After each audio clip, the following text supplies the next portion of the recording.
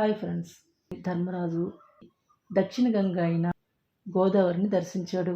ఇంతవరకు మనం ముందు ఆడియోలో చెప్పుకున్నాం. గోవులందు, దేవతలందు, భూదేవులైన బ్రాహ్మణులందు భక్తి కలవాడై గోదావరి నదిలో స్నానం చేసి ఆవులను దానం చేయటంతో, బంగారాన్ని, చాలా రత్నాలను దానం చేయటంతో బ్రాహ్మణులను సత్కరిస్తూ జగత్తు చేత పూజించదగిన ధర్మపుత్రుడు, సూర్యుడితో సమానమైనవాడు, చాలా పుణ్యక్షేత్రాలను వందల కొద్దీ దర్శించాలనే కోరిక గల పుణ్యాత్ముడై ద్రవిడ దేశంలోని అగస్త్య తీర్థంలో స్నానం చేసి అక్కడ పూర్వం అర్జునుడు చేసిన 1000 ఆవుల దానం మొదలైన దానాల పొగడ్తలు విని సంతోషించి అర్జునుడిని అభినందిస్తూ వెళ్ళి శూర్పార్కం అనే తీర్థాన్ని చేరి అక్కడ కొండవలే పొడవుగా వ్యాపించి ఉన్న పరశురాముడి వేదికను చూసి అక్కడ నుండి సముద్ర తీరానికి వెళ్ళి ప్రభాస తీర్థాన 12 రోజులు గాలి నీరు మాత్రమే ఆహారంగా తీసుకొని ధర్మరాజు పంచాగ్ని మధ్యంలో తపస్సు చేశాడు.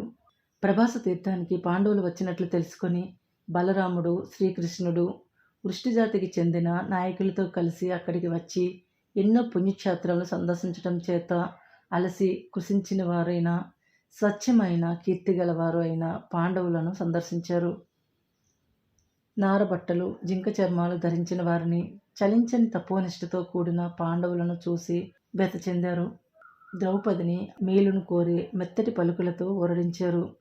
బలరామ శ్రీకృష్ణాదులకు ధర్మరాజు తాము అరణ్యంలో పడిన బాధలను, తీర్థయాత్రలు సేవించటంలో అనుభవించిన కష్టాలను, అర్జునుడు దివ్యాస్త్రాలను సంపాదించడాన్ని, దేవేంద్రుడి వద్ద ఉండటాన్ని వివరించగా విని శ్రీకృష్ణుడు మొదలైన వృష్టి నాయకులతో బలరాముడు అన్నాడు: ధృతరాష్ట్రుడు బుద్ధి లేనివాడై తన కుమారులు చెప్పిన మాటలు విని ఈ పాండవులను, పాపానికి జంకేటటువంటి వారిని రాజ్యం నుండి వెళ్ళగొట్టి ఘోరమైన అడవులలో నివసించేటట్లు చేశాడు.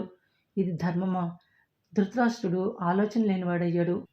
భీష్మాదులైన స్నేహంతో ఈ దుష్కృత్యాన్ని నివారించలేదే.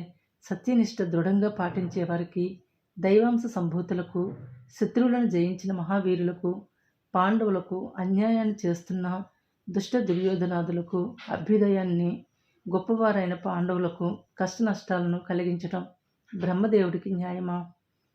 భూమిపై ధార్తరాష్ట్రులు లేకుండా చేసి పాపరహితుడు, ధర్మాన్ని అద్వితీయంగా ధరించేవాడు అయిన ధర్మరాజును భూమికి ప్రభువుగా చేయకుండటం మనకు తగునా అని అనగా బలరాముడితో సాత్విక అన్నాడు: సాటిలేని పరాక్రమం కలవారు, అంతులేని బలం కలవారు నువ్వు, శ్రీకృష్ణుడు, సాంబుడు, సారణుడు, ప్రద్యుమ్నుడు, ఇంతమంది మహావీరులు మీరు అండగా ఉండగా పాండవులు దిక్కుమాలిన అనాథుల వల్లే అరణ్యంలో అడవి పండ్ల ఆహారంగా తింటూ తిరుగాడటం సమంజసమా? భయంకరమైన యాదవ సేనల యొక్క యుద్ధ సన్నాహాలను సూచించే భేరీ నినాదాలు శత్రువుల మనసులను చీల్చటంలోని గొప్ప సామర్థ్యం కలవై ప్రపంచమంతా మారుమ్రోగి ఆకాశం దిక్కులు నిండిపోతూ ఉంటే ధృతరాష్ట్రుడి కొడుకుల సైన్యంలోని భటులకు భరించే శక్యం కానివి కాగలవు. గొప్పదైన నీ నాగలి మనదెబ్బతో కూడిన శ్రీకృష్ణుడి శారింగమనే ధనుసు నుండి వెలువడిన బాణాలు, ప్రద్యుమ్నుడి అమ్ములు, ఈ అనిరుద్ధుడి వాడి బాణాల వరుసలు, నా మంత్రబాణాలను, ధృతరాష్ట్రుడి కుమారుల శిరస్సులను యుద్ధంలో ఖండించటానికి సామర్థ్యం కలవి కాగలవు. కేకయులు, సృంజయులు, పాంచాలులు, వృష్ణులు, భోజికులు, అంధకులలో గల వీరులు శ్రీకృష్ణుడి అనుమతితో పోరిలో ధృతరాష్ట్రుడి కొడుకులను, భీష్మ, ద్రోణ, కర్ణాది వీరులను సంహరించగలరు. ధర్మరాజు తన తమ్ముళ్ళతో పాటు తాము చేసిన ప్రతిజ్ఞను అనుసరించి 13 ఏళ్ళు గడిపి తరువాత రాజ్యాభిషిక్తుడు కావచ్చు. అంతవరకు అభిమన్యుడు రాజప్రతినిధిగా ఉండగలడు అని సాత్యకి అన్నాడు. శ్రీకృష్ణుడు అతడి మాటలకు అంగీకారం తెలిపి ధర్మరాజుతో అన్నాడు: ధర్మరాజా, ఇతడు చెప్పినట్లుగా బలవంతులైన నీ శత్రువులను అసాధ్యులైన వీరు యుద్ధంలో చంపుతారు. మీకు భూతల రాజ్యమంతా దక్కుతుంది అని అన్నాడు. శ్రీకృష్ణుడితో ధర్మరాజు అన్నాడు: మీ దయ మా ఎడ ఉండగా శత్రువులను జయించటం ఏమంత గొప్ప కార్యం.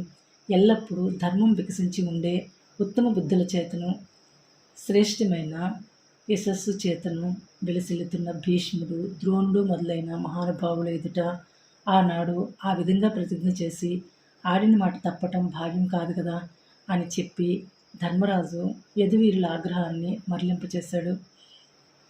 యాదవ వీరులు పాండవులకు వీడ్కోలు చెప్పి వెళ్ళిపోయారు.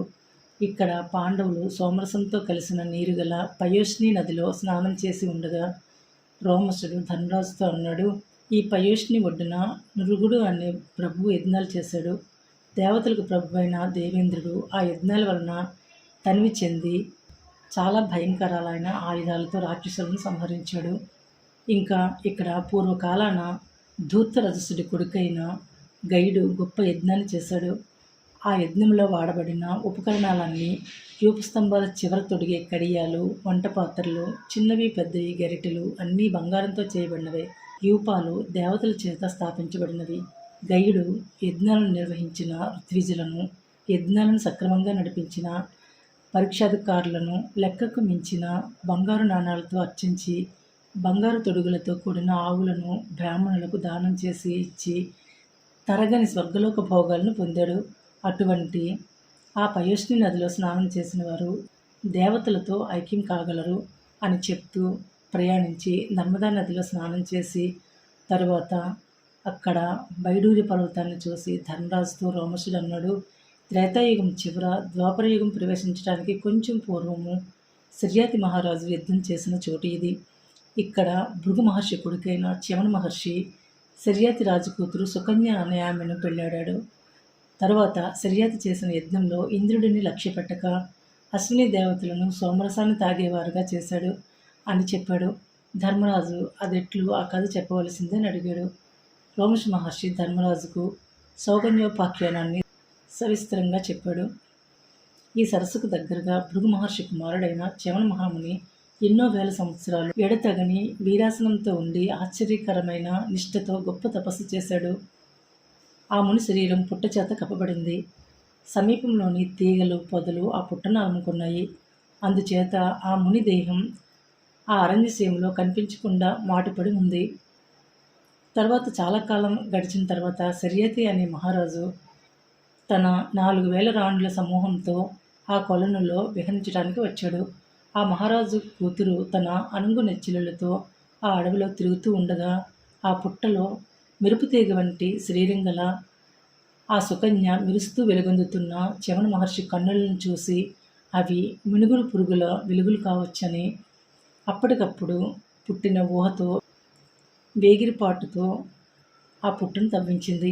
అందుకు చ్యవన మహర్షికి కోపం వచ్చి అతడు కన్నులు మూసుకొని శర్యాతి సైన్యంలోని భటులకు మూత్రపురుషాలు బంధించేటట్లు చేశాడు. శర్యాతి తన సైనికులు చేసిన తప్పిదం వలన అట్లా అయిందని భావించి అందరినీ ప్రశ్నించి అసలు కారణం తెలియక విచారిస్తూ ఉండగా తండ్రి వద్దకు వచ్చి చెప్పింది, 2 వెలుగులు ఒక పుట్టలో కనిపించాయి. అవి శ్రేష్టమైన మినుగురు పురుగులుగా భావించి నేను తెలియక పుట్టను తవ్వించాను. కానీ ఆ 2 వెలుగుల పొడ కానలేక మనస్సులో ఆశ్చర్యపడుతూ ఆ ప్రయత్నాన్ని విరమించాను.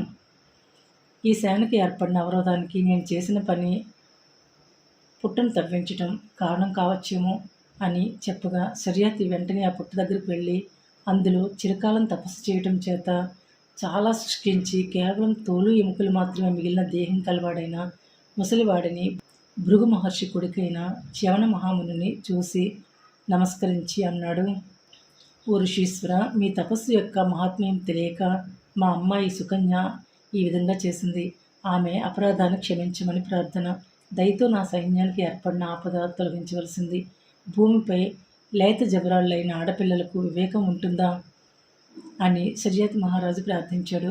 భృగునందనుడైన చ్యవన మహర్షికి శర్యాతిపై దయ కలిగింది. కానీ చాలా అందము పడుచుదనంతో పొగరెక్కిన రాజపుత్రిక సుకన్యను తాను పెండ్లాడి కానీ క్షమించను అని చెప్పాడు. అప్పుడు శర్యాతి తన పుత్రిక అయిన సుకన్యను చ్యవనుడికి ఇచ్చి పెళ్లి చేశాడు. తన సేనకు కలిగిన చేటు తొలగించుకొని వెళ్ళాడు. ఆ సుకన్య తన భర్త అయిన చ్యవనుడికి చాలా భక్తితో సేవలు చేస్తూ ఉంది. సుకుమారమైన తీగ వంటి శరీరం గల ఆ సుకన్య దగ్గరకు అశ్విని దేవతలు వచ్చి తాము ఎవరు ఆమెకి తెలియచెప్పి అన్నారు, నువ్వు ఎవరి కూతురివి, ఎవరి భార్యవి అని అశ్విని దేవతలు సుకన్యను అడిగారు. నేను శర్యాతి పుత్రికను, భార్గవనందనుడైన చ్యవనుడి భార్యను అని ఆమె సమాధానం చెప్పింది.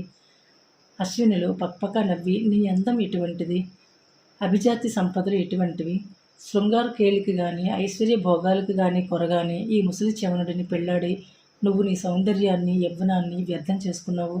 ఇకనైనా నీకు తగిన వరుడిని కోరుకో, మేము అతడిని నీకు సమకూర్చగలము అని అనగా సుకన్య వారి మాటలను ఆదరించక బదులు చెప్పింది.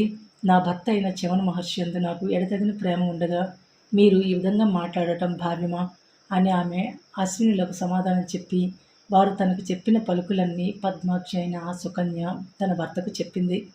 చ్యవనుడు సుకన్య యొక్క ప్రతిభక్తికి చాలా సంతోషించి అశ్విని దేవతలు చెప్పిన ప్రకారం చెయ్యు అని నియోగించాడు. సుకన్య తన భర్త ఆజ్ఞాపించిన విధాన అశ్వినులతో నాకు కొత్త పడుచుదనం గల పెళ్లి కొడుకును సమకూర్చండి అని అడిగింది. వారు ఆ కొలనులో ప్రవేశించారు. చ్యవన మహర్షి కూడా ఆ అశ్విని దేవతల వెంట ఆ కొలనులో ప్రవేశించాడు. అట్లా ఆ ముగ్గురు ఆ సరస్సు నుండి నవ యవ్వనులై తిరిగి బయటకు వచ్చి సుకన్యను చేరి, మా ముగ్గురిలో నీకు నచ్చిన వాడిని ఎన్నుకో అని అన్నారు. అప్పుడు సుకన్య తన భర్త అయిన చ్యవనుడినే వరించింది. చ్యవనుడు అశ్విని దేవతల ఏడ చాలా ప్రీతి కలవాడే అన్నాడు. నేను మీ మూలాన నేడు తిరిగి నవ యవ్వనాన్ని సంతరించుకోగలిగాను, కృతార్థుడనయ్యాను. శర్యాతి మహారాజు చేసే యజ్ఞంలో దేవేంద్రుడు చూస్తూ ఉండగా మీ చేత సోమరసాన్ని తాగిస్తాను అని చ్యవనుడు చెప్పగా అశ్వినులు సంతోషించి వెళ్ళారు. ఇక్కడ శర్యాతి మహారాజు తన అల్లుడు తిరిగి పడుచుతనాన్ని పొందాడని విని ఆశ్చర్యపడి అల్లుడిని కూతుర్ని చూడటానికి వచ్చాడు. చ్యవనుడు మామగారైన శర్యాతిని మర్యాదలతో మన్నించి అన్నాడు, మహారాజా, నీకు గొప్ప కీర్తి కలిగేటట్లుగా నీ చేత యజ్ఞాన్ని చేయించగలను. నీకు మేలు కలుగుతుంది. యజ్ఞానికి కావలసిన వస్తు సామగ్రిని సర్వాన్ని సమకూర్చు అని చెప్పాడు. అతని మాటలను అనుసరించి పుణ్యాత్ముడైన శర్యాతి మహారాజు శాస్త్రాల్లో చెప్పబడినట్లు యజ్ఞాన్ని యథావిధిగా నిర్వహించాడు. ఆ యజ్ఞంలో అశ్విని దేవతలకు సోమరసం ఇవ్వడానికి సంసిద్ధుడైన చ్యవనుడిపై కోపించి ఇంద్రుడు అన్నాడు, ఈ అశ్విని దేవతలు ఇద్దరూ దేవతలకు వైద్యం చేసేవారు. వీరు సోమరసానికి అర్హులు కారు. ఇది చేయకూడని పని. అడ్డు లేకుండా వీరికి సోమరసం ఇచ్చేవారు ఉంటారా అని ఇంద్రుడు అనగా చ్యవన మహర్షి అతడి మాటలు లెక్క చేయక అశ్వినులకు సోమరసాన్ని ఇచ్చి తాగించాడు. అందుకు ఇంద్రుడు ఆగ్రహించాడు.